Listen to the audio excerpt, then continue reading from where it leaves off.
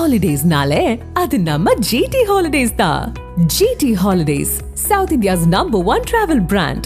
You know you are special when you're with GT Holidays. வளிமண்டலத்தில் கடந்த ஆண்டு கரியமில வாயுவின் அளவு புதிய உச்சத்தை தொட்டதாக ஐநா வானிலை அமைப்பு தெரிவித்துள்ளது.